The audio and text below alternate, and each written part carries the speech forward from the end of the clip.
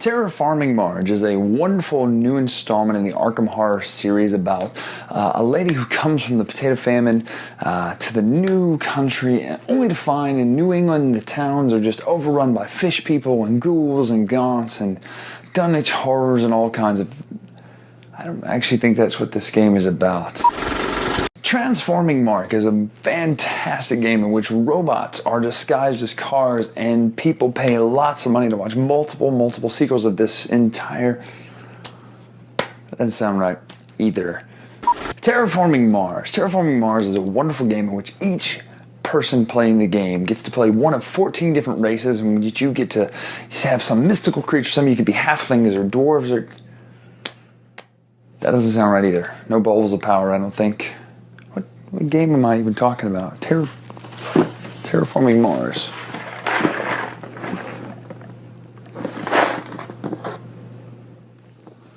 Oh. Well, this one, Terraforming Mars, is about terraforming the planet Mars. I'll be right back.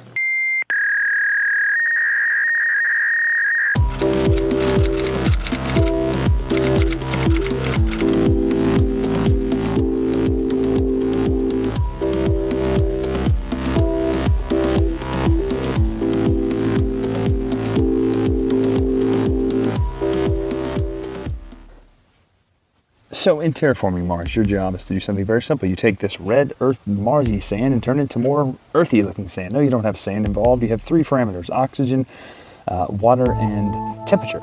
And in so doing, you play some cards, lay some tiles out, and turn this into, look at that, beautiful earthy sand, just like that, so that everyone can live and be happy on Mars after interstellar happens on our planet.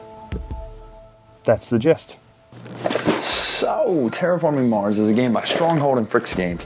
Wonderful game about terraforming the planet Mars. I know that's in the title, but I mean, it's not like you can say it about Arkham Horror. It's about horroring Arkham or something like that. Anyway, the point is this: you are simply a corporation trying to terraform Mars and be the best at it, so people remember your name for the ones who terraform Mars the best, and you can be famous for something like that. If you've seen the movie Interstellar, well, it has almost nothing to do with that, but Terraforming Mars is a Stronghold and Games combination. It's a really solid game because card-driven as well as tile laying. You can't quite get in frame. I mean, I know I'm up against the board game backdrop here, but at least there's some depth of field and 24 frames a second, so it's like watching a movie, right? Terraforming Mars is a fantastic experiment on different mechanics all built into one game in one cohesive form. You've got card drafting, you've got a card-driven game, you've got tile laying, you've got different parameters that you have to try and get. You have almost a reverse auction system where you can fund an event or fund an award, and everybody can compete for that, but you're the one that funded it. So it's kind of a weird press your luck system of, hey, I'm going to fund this event, this award that I think I can win, and hopefully no one else can win it. It's a really cool system like that. So what is it about? Three parameters: oxygen, water, and temperature, something like that. Once those three hit their peak levels, game over, and we score and we end the game. Scoring is a little bit knacky, but it's kind of fun as well. Let's look inside Terraforming Mars and see what makes this game tick. Do you get it? Is it something you would enjoy? Spoiler: yes, you will. We'll find out in the final thoughts.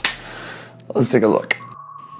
So what's inside? What makes it tick? Well, you've got this great box with a wonderful little kind of generic Terraforming Mars art. I do like it though, and look at that, the word, picture, all that kind of stuff. It's great. I'm trying to keep this in frame. It's a tight shot, so, you know, we'll see. The instruction book is actually pretty handy, and it's also pretty thin. There's not a lot to it. It doesn't tell you, page upon page upon page. It's very easy to learn how to play this game. I taught my wife, and that's not any kind of statement about the game's easiness, but she really picked up on it really quickly and enjoyed it a lot. So the board itself looks like this. It is a 4-fold board. You gotta love that. Or 4 folds, I guess is what I'm trying to say. But it's pretty small. You notice the size of the box fitting on the frame. This is all the frame is here. Not a lot to the board in a good way. You're not wasting time on extra space and things like over here. Basically, the board is pretty simple. You just lay everything out on it. You have your oxygen tile, your oxygen track, your thermometer track. It's shaped like a thermometer. And your ocean tiles. Once these are all placed, once these are all in their optimized places, you in the game. Over here, some different actions that you can do every turn, no matter what. You can pay 11 to raise your power plant. You can sell patents. None of this makes any sense yet, I'm aware. We'll explain in a minute. I know there's glare right here, but there's nothing there. There's no board there. Milestones are down here. This is an interesting thing. You can all try to get one of these 3 milestones. There's 5 different milestones, but if you can try to get one of the 3 that are available in each game, you get a 5 points for doing that. Over here, those awards I was talking about, you can fund the award for 8 credits, whatever they call those, Mars credits, anything. One's landlord, banker, scientist, thermalist, and miner. Those don't mean anything to you yet because you don't know exactly what you're doing yet because I haven't told you anything about this game. You're thinking, tell us something about it. That's the board. It's simple. It's got a victory point track around the outside. Excuse me, terraform rating. It's a victory point track around the outside. What's in the box over here? The box comes with some really neat looking components that are sometimes looked at differently by different people. First of all, there's tiles. The tiles look good. They're very simple tiles. They're things like the front and back. So it's things like cities on this side and tree area, forest things on this side. We're not entirely sure if they're trees or not because terraforming Mars, and you think that would take an awfully long time. But those tiles are there. You place the knot. You put one of your little cubes on it when you get it. No, this game is not made by Stellmeyer Games, but by golly, these come in so handy when it comes to this game. These are the 5s, these are the 10s, and these are the 1s. You say, what? What are they? Are they wood? Are they ore? No, they are everything. Everything in this game is made by using these counter devices for all of your resources. It just matters where you put them. So I'll show you what I'm talking about. Every player gets a certain disease from Pandemic to be their color. It's kind of nice, including black, green, blue, and red and yellow. And then under here, some special tiles and the ocean tiles. These, they have to do with different cards. We'll put these into play, these different special tiles and such as that. But you don't really need to know that until you look at some of the cards. This gigantic mass of cards over here are all the cards in the game. We'll look at some of them in just a minute. But it's a lot of cards in this game, especially when you play in the corporate era and all that sort of thing. These are the 3 markers that deal with, you put this on your temperature track and it manages your temperature track and all that kind of stuff. It's just 3 blank cubes, which is probably a different way to do that, but hey, whatever. Last but not least is the board here. The board itself, the player board, the individual player board, is something that is pretty neat because these are those different areas I was telling you about. So if you have 3 of these anywhere on this board, it's 30 of wherever they are. So up here it'd be money, here it'd be steel, here it'd be titanium. And if you have 30 titanium, you're going to win the game. Here it's the I can't remember what they call it, plant life, foliage, I don't know, energy, and then heat. The interesting thing about this, there's some instructions about this. Your money is determined by your terraforming rating, which is your victory points, and if I can get the zoom down here, or the focus down here, your terraforming rating plus whatever, terraform rating plus whatever you are on this track. The steel is just whatever you're on the track. You put one of your little markers on wherever you are. So if you're at 1, you'll produce 1, obviously, and so on. Interesting thing here is your energy becomes heat every single turn. So you can't really hoard energy because it will become heat. 2 things you can do off this board from down here. You can spend 8 of these greenery tiles, or green, whatever they call them there, plant tiles to turn a blank space into one of these greenery tiles. That gets you points at the end of the game, so it's wise to do that. You can spend 8 of these heat tiles to raise the temperature 1 level right here, which is also good because you get a point terraforming rating every time you raise it. I know I'm making it sound way more confusing. It is not a confusing game. It's a very easy game, in fact, but that's what you can do there. Money you can spend on different things. Certain cards have costs that can be spent with either just money or money and steel or money and titanium, which is pretty neat because titanium counts as 3, steel counts as 2, so you can really drive down the cost because some of those cards cost like 40 MC. I cannot remember what those are called. So that's just about it. That's just about all that's in this game, except for this massive stack of cards over here. So each person will get a corporation card. Here, much like this one, this is the Eco line, which was the one I played. I'm not into green, all that kind of stuff, but it was really fun to play in the game because it does some really cool things. It only costs you 7 to cash in the green for one of those, whatever tiles I was telling you about, the plant tiles. Down here, you've got a different one. This one does some different things as well. I think this is the minor one. It works with steel. Nope, still on the eco one. There's one that, the mining guild works better with steel. So maybe you adjust your play style based on which of these corporations you get at the beginning of the game, and there's quite a few of them. Then there's some generic ones if you want to play for the first time. We did not even bother playing the first time with these generic ones. Down here are the different cards, things like Search for Life. You play this at the max time you can play this. They some of them have certain parameters, things like you can only play it when the oxygen level is at 6 or lower. Search for Life. You spend 1 MC to reveal, or 1 Mars credit to reveal the top card of the draw deck. If that card is a microbe tag, add the science resource here. So the tags are important. Up here you have a science tag. These are victory point symbols. The cards give you points and do things and key off other tags up here, which are very important to kind of know that there's one that gives you points based on things that have to do with Jupiter. This tag right here has to do with steel. If you have this symbol up in the top right, you can spend steel to buy this and drive this cost down from 10 to 5 if you use just steel. By that I mean you do them at 2 apiece. Some of these cards are really expensive. I'm trying to find one. Here's 27. I think the most expensive I saw was 41. Here's the Ganymede colony one I was talking about. So this Jupiter one here, it gives you points for every single tag you have with Jupiter up here. So if you play your cards right and you get enough cards out there early enough, you can really get a lot of points from that. I think I got 3 or 2 from it, which doesn't seem like a lot, but these points really add up, and you just get points after points after points. And there's so many cards. We didn't even get through the whole deck in a very long game. It takes about, I'd say once you get your timing down, it's about 2 hours. And we didn't run through half of these cards. Well, we probably ran through half of them. We didn't run through all these cards at all. So what do we think about Terraforming Mars? Is it something you're going to enjoy, or is it just the new hype from Essen that everybody has gotten because they heard everyone had it? Let's go up top and talk about it, to steal Rob Orange's phrase.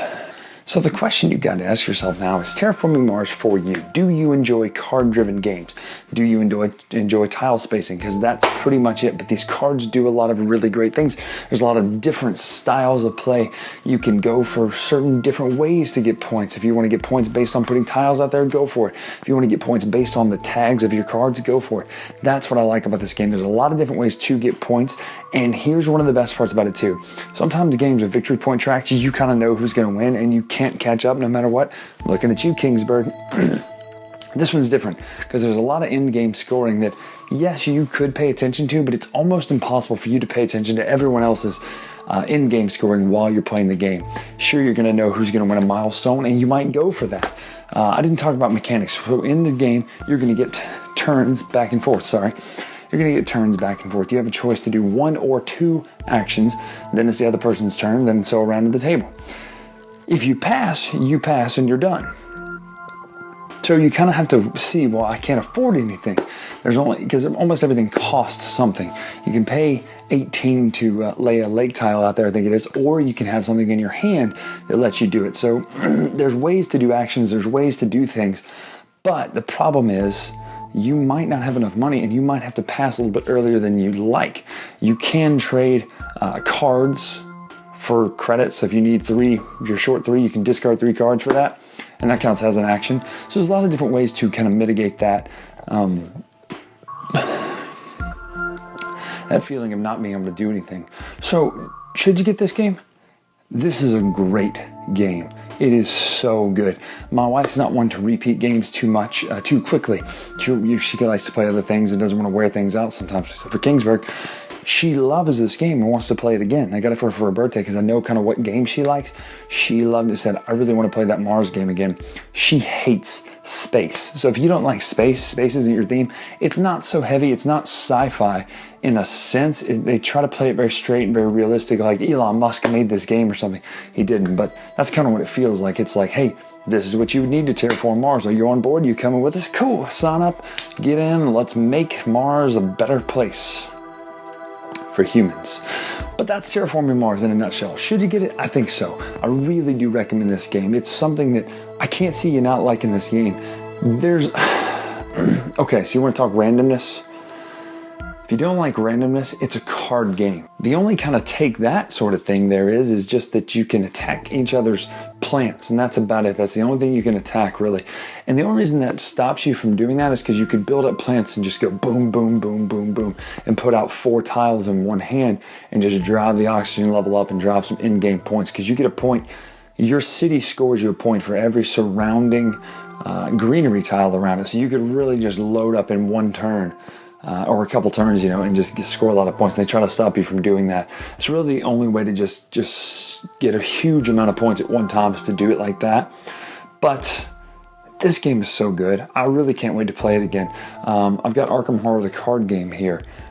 Just got it in today and I love it, but I really want to play Terraforming Mars. That's what I want to play. It also has a solo variant. Haven't tried it yet, but I don't know that I will so much. But man, Terraforming Mars, go get it. I know it's not going to be easy to find right now, but if you can get yourself a copy, get it. It's a really good game. So, for more videos, check out the latest retro. I'll see you next time. Also, don't forget to check out our segments on Throat Punch Lunch over at the Dice Tower. Sam Healy does a great job of that show, and you can see the segments that we do on it. It comes out every other Wednesday. So, see you then. Thanks so much for watching the Dice Tower videos. Find more great videos and reviews, as well as our top-rated audio podcast at Dicetower.com. You can also find other great shows at Dicetowernetwork.com. I'm Eric Summerer, and you've been watching The Dice Tower. The Dice Tower is sponsored by Cool Stuff Inc., where you can find great games for great prices. Cool stuff in stock. Check them out at CoolStuffInc.com.